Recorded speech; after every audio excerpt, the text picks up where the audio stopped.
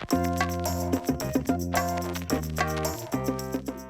have the pleasure of chatting today with Sherrye. Is it pronounced Macha? Macha? Macha. Macha. Okay. You've got an original first name spelling and an original last name pronunciation. I do.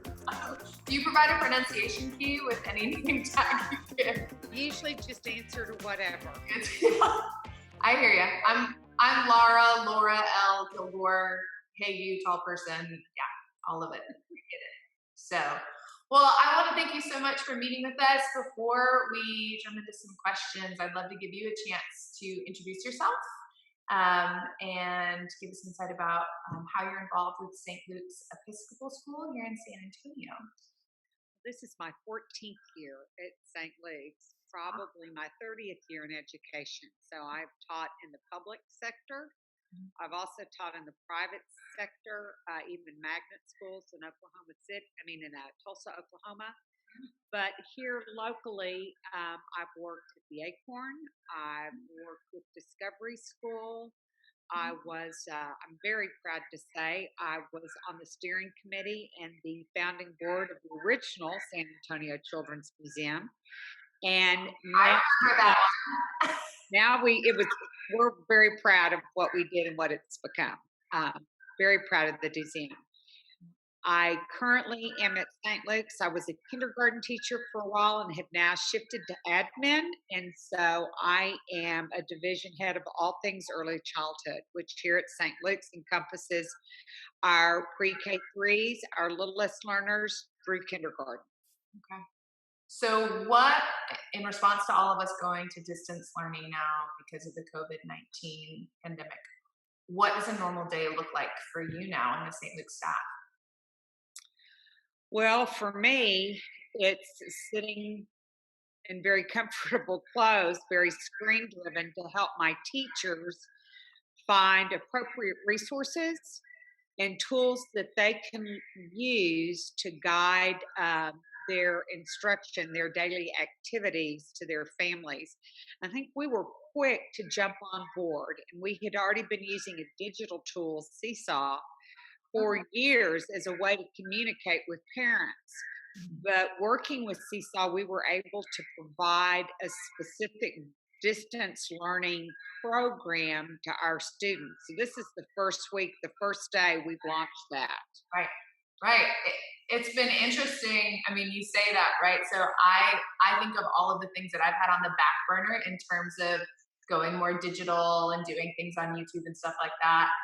And now that this situation has happened, now it's like, okay, I have to. Now there's a fire under my butt, and we have to get these digital things done because now there's an immediate need for it. An immediate need. The one thing that it doesn't account for, which of course is 80% of what we do here, is that social emotional component and the kids being with other kids and the teachers being with them. And so that's part of what I'm trying to step into, and I know that Chris Duke, the other division head, is trying to step into so that we stay connected. The connection is really important for us at St. Luke's because that's something we're dedicated to anyway. Yeah. So the screen helps and videos help. There's no doubt that we're finding today as parents navigate Seesaw, some of the lessons are user-friendly, some aren't. We have found parents trying to log on to things that we recommended, and everybody else in the world is trying to log on. And so that's a little difficult. I do believe that what we're experiencing this week will be pretty different than what we have next week. Okay. So my teachers are already preparing. Our teachers are working hard on what that second week looks like. And I feel like it's going to be perhaps meatier than what, with more substance than what we have this week. So So what does that look like? Right now, is this week really on the parents familiarizing themselves with Seesaw and maybe doing a little bit more with their kids, and next week it's more videos from the teachers, or what is that? Well, it's a mix. I think today It's about parents logging on to a different form of Seesaw, Mhm. not the parent app, but a student app. Finding the activities, perhaps giving a little extra nudge to their child on how to use the tools to complete assignments. And is this being, sorry to interrupt you, is this being used for all, so St. Luke's is K-8. Is Seesaw being used all the way for actually pre-K, I guess? That's a great question. PreK-3 through third grade is using Seesaw.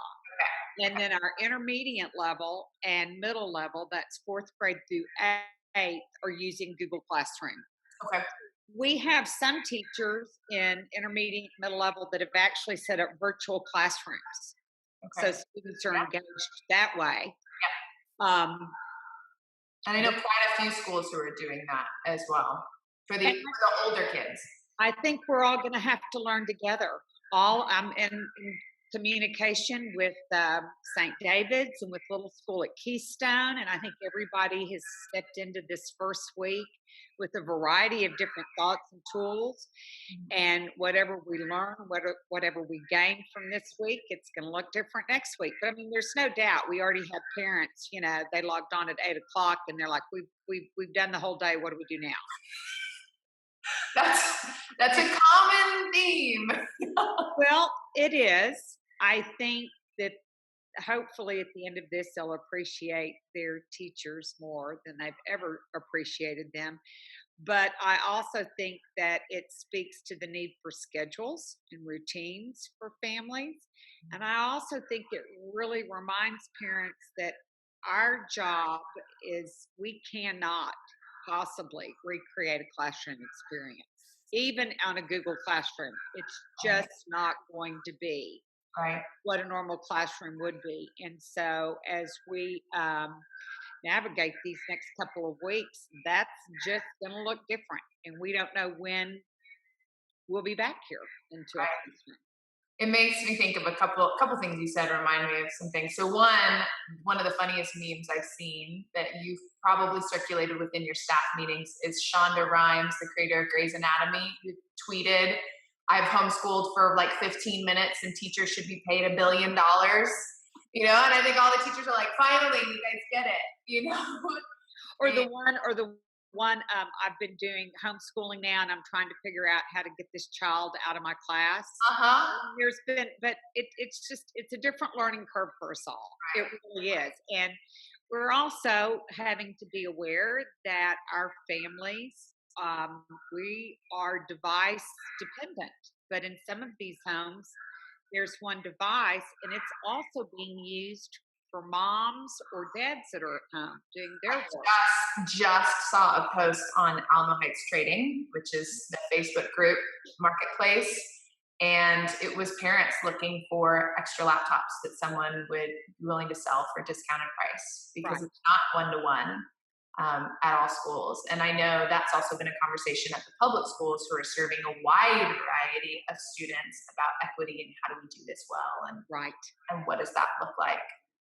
So yeah, that's been a really interesting conversation. And part of me, you know, I have to laugh a little bit about the humor of, you know, we talk so much about screen time and trying to make sure that we have a balance on screen time. And now it's like, we don't have any option but to have screen time in some capacity, right? So what does this look like now with almost mandatory screen time to stay engaged? Well, I think that's probably a concern for the older kids. Hats off to my team. We've really done due diligence to ask parents, insist that kids get outside as a way of interacting with science. There's no better place than to be out in nature, especially after the rain that we've had. So we're going to be doing a lot of things live online with science. We'll be doing something that we do every other year, which is our hatching our chick eggs. Yeah. That's something that they can do through a video. We'll watch it every day for 21 days. We're going to be studying a lot about pygmy goats. We're going to be learning about gardening, and a lot of that will hopefully encourage them to get outside a little more. Now, that's not going to be like dropping pygmy goats at all of your kids' houses. That's going to be streaming a video of pygmy goats and interacting in that way. What is that going to look like? Do you know yet? Oh, yeah. And that's what it's going to look like. I'm goat sitting. I wish I was in on that meeting. I am pygmy goat sitting. And Stan and Ollie have been providing they've been providing great companionship for me and my dog. Stan and Ollie are Stan and Ollie are pygmy goats, and they're also providing great fertilizer for the garden. Yeah. And they're mowing the lawn. They're doing a little bit of pruning. I'm having to talk them back into some design work, but we're learning together through that. And is that live streaming anywhere, like 24/7? If anybody wants to log in and see pygmy goats, that could be.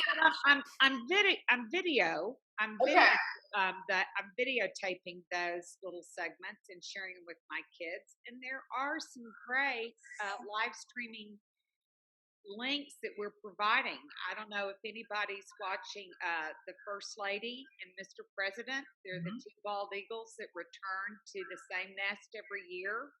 Oh. You can log on to that and watch them, and they have finally cooperated. I think there's eggs in the nest. It's been a little late this year, but so we've really found those sources that we've used before, but now we're just extending it at home to make sure that kids check in there every day and see what's the status of the eggs. And it really is fascinating because these two bald eagles return to this nest every year. And so how are parents accessing? I mean, that sounds like an amazing resource that I wasn't even aware of. And if you guys decide to do kind of a video series of the goats and the gardening and things like that, is there a way for people within the St. Luke's community and outside of the St. Luke's community to connect with you in that way? I haven't thought about the outside community. Of course, we're thinking about any and all things right now. Those have been things that we are providing through the Seesaw activities page via links for parents to engage in. Okay. But Laura, it's a great recommendation. Is we're pulling together these great resources. Right. Monterey Aquarium, a fabulous online stream. Guggenheim and the Met are all doing free streaming stuff. I mean, there is a lot of stuff, but I feel like, again, watching these moms groups, everybody's just trying to find the list and whatnot and create it. So I think that the website is explore.org, and you'll be able to find a whole slew of live streaming on a variety of animals. One of the most soothing I have found that we've even used in the classroom when children have been having just little meltdowns is that the Monterey Bay Aquarium has a fabulous virtual streaming of the aquarium of what are the things you're afraid to step on? Jellyfish. Oh yeah. And just watching them. Oh yeah. All of these colors. Mesmerizing. But it's very soothing. Yeah. Very calming. And so even as a brain break, to be able to tag that into our Seesaw and say, okay, you've worked really hard for 30 minutes on this reading assignment or on this math assignment. Yeah. Stand up, take a break, do some breathing, and then sit back and enjoy 5 minutes of the jellyfish. Have you had any parents? I mean, it sounds like you guys are doing an amazing job putting out content. We're trying. We're really trying. And that's expanding, as we all are, right? We're all navigating this new uncharted territory, but you guys are really doing it well. One of the things that we're trying to figure out how to help are the parents who are either both remote working or for our parents who are healthcare workers who are on the front lines and are saying, what do we do? We would love to homeschool, but we still have to focus our attention somewhere else. What type of advice are you giving to those? Boy, I wish I had the answers. One of my sweetest moms is on the front lines right now with this as an anesthesiologist. Just the changes in her day to day, and it's very hard as I visit with her, and I've even stepped out to just have a one-on-one phone call with her. Because it's really more about just stepping into that with her and hearing her anxiety. It's at a very different level. So as far as the child care piece, I don't have the answers yet. I'm sure other people will. I do know that they have been successful in pursuing an au pair to get at their house. They have other children at the home, Good. Well, but it's a struggle. right. Where it's something we deal with as well. Struggle. We have quite a few families that we work with who we're trying to figure out, do we send somebody in? Do we not send somebody in? What does that look like? How do we, there's no way with this particular situation at hand, there's no way to ensure that everybody has perfect health. That's So right. And again, what we're doing today may look very different than next week. yeah. The industries are, service industries are changing. Things are changing. So, we'll see what this looks like next week. I know stepping into that connectedness, and we're still committed to providing something that I think St. Luke's really does beautifully and sets us apart, is that morning chapel. Parents, kids, teachers, everybody that's here really has that wonderful experience every morning where we come together and center ourselves on what's important. And so we are in the process of also providing that, not just for our families, but Chris and I are also doing that for our staff. Our teachers need it. And that's again just available to the St. Luke's family. That's not something that anybody who's It a has Christian been so far. Yes, it has been so far. But just to understand that it's not just about our parents and our students, but it's also about the people that we work with. And staff, janitorial service, the ministers, everybody. We're all in this together. We are. Absolutely. Well, so it looks like how you guys talked a little bit about your social emotional component. What is that going to look like for week 2 that you said is going to be a little bit meatier? I was hoping you could tell me. I'm glad to make this a crowd sharing because I've got lots of questions I don't have any answers to yet. Very definitely the chapel. That's going to be huge. And we have both, I know that our interim head of school will be working with Chris tomorrow to make sure that we have some chapels that we can use for the rest of this week and next week. As we get closer to Easter, we still want to continue sharing some of the Bible stories that just lead us up to that. And the Lenten story, absolutely. Absolutely. And then also in our pillars these strong strength pillars that we build in our kids, community and citizenship is very important. So we're really looking at appropriate ways to encourage our kids and families write that letter to grandmother and send it off. I know one thing that I've seen that's just warmed my heart, and even today we have a big box of oats, and I was like, you know what? I should make some oatmeal cookies and go and drop them off at neighbors' houses. Just drop it and leave. And I've seen a couple different hashtag challenges and things like that. But so we talked about some of that, and for them to be aware of the people at the HEBs, at the grocery stores that aren't stopping. And who doesn't cherish kindergarten art, by the way? I mean, thinking about painting a picture and making an art activity and saying, go and give this to an HEB worker or to a nurse or somebody like that. I mean, leave it for your postman. Right. Just what a wonderful way to say thank you to him. Now, even as we unpack something like that, though, we're having to think, how safe is it for us to use our hands and fix those goods? And we want it to be received with all the love and goodness that it's intended. So we're in the process of really brainstorming and collaborating things that we can do and encourage our families to do. First and foremost, though, letters and cards. I mean, not only can we encourage them to use their writing skills and their written communication skills, but who doesn't love to get an old-fashioned letter in the mail? Right. We might go back to pen pals, handwritten pen pals, which I am not opposed to. We do a big thing here every summer about receiving postcards. So when our families are traveling in the summer, when they come back to school at the beginning of the school year, we have big bulletin boards showcasing all of the postcards we've gotten and everywhere different people have visited. And as old-fashioned and antiquated as it sounds, it really is fun.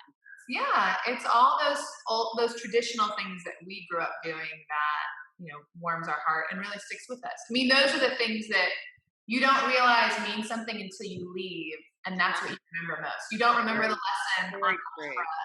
or handwriting, but you remember the postcard that you sent. Absolutely. I love that. Well, I know as well. I have a friend who has a daughter in your early learning program, and I remember seeing an Instagram post this week of her doing a Zoom call with all of her classmates and her teacher, and the joy on this little girl's face. So even though we have to use virtual tools, I mean, that sense of community can still be felt within the virtual space, and I think It that can, and whoever thought that we would need to provide pre-K 4 and kindergartners with digital etiquette. right. And so when we first had our Zoom and everyone's on there screaming and shouting just to see each other, and now when we go back in for the second time, we're teaching them about pausing and posing questions, and Right. They're going to be ready when they're 25 years old getting their first job. I'm like, I got this down. We have this COVID-19 thing. I know how to write they're email. going to want their own iPhones at 12. Yeah. That's a whole different learning thing, isn't it? Exactly. But it is something, we have some homeschool teachers on our staff who advise us for some of the homeschool families that we worked with before any of this started, who were transitioning to homeschool. And one of the biggest things that I've learned in that process, and our veteran homeschool parents and teachers have told us, is you just got to be flexible. You've got to have your schedule, but understand that it's going to take some time to adapt to it. But also to recognize that everything is learning, right?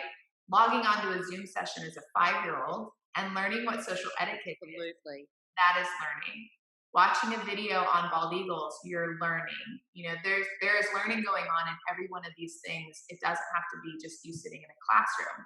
Now, obviously, that's what we would like to have because of what you're saying, the social emotional aspect and the teacher really bringing an intentionality to it. But I think just for everybody to recognize that kids are still learning, they're still building skills. It may have been a little bit different than what we anticipated a month ago or a week ago, Right. but there's so much grace and there's so much hope in this new style. And I personally am really excited to see when we're on the other side of this and we've all taken a big, deep breath in and out and reflected, to see, wow, what are some really big positives that we took out of this? What are some areas where we had to think creatively and innovatively that we wouldn't have ever done if this situation hadn't presented itself? I think one of the things that we've already started seeing some as we've provided activities for our earliest learners is cooking, getting back in the kitchen Yeah. with parents and cooking. And then one of the most coveted jobs that we have in our classroom is the maitre d'. Uh-huh. So now not only are we helping our parents prepare the meal, but we're also now serving the meal. A lot of our pre-K 4 students are reminding their parents no one eats until everyone's served, because that's one of those skills and manners that we really embed in them from the very beginning of the school year. And the fractions and the math that's in the fractions and the math and the measurement and all of the things that go into that. And what a great learning outcome. They've had a little math lesson and they've also fixed the banana bread. I mean, it's a win-win for everybody. Right. Absolutely. I love that. I love that so much. No, it is. I've seen a lot more pictures of home DIY projects, whether it's aromatherapy candles or banana bread. And, I think it's the best way to just embrace where we're at. And we're trying to we're putting a filter on, and I would encourage all teachers that are pioneering navigating this new learning objective. We're trying to be very very aware of the supplies that we're asking parents to engage in. As of now, we have not gone with packets for each child that contain a workbook or a set of consumables. And so when we're putting together those activities, I've really encouraged my teachers to take it a step further. It's almost is like recipe planning, because you have to make your list of ingredients. What are they going to need? Yeah. And we want those things at least this week to be as user home friendly as possible, things that you have access to. Right. one thing that we're doing, and you may have already thought about this, but for our younger students that are continuing tutoring, is creating an Amazon shopping list where if we feel like there's specific manipulative, specific tools, if there's anything that you can't substitute, to say, hey, here's a shopping list, tell us when it arrives. But I mean, we've actually in our conversations talked about if this really gets to a point where, you know, we want to be extra cautious, which we already are doing our best, to even do lessons through the window, you know. And I'm like, oh my gosh, I would love to be driving down the street and see our kinder mentors on the porch doing their lessons with the student on the other side.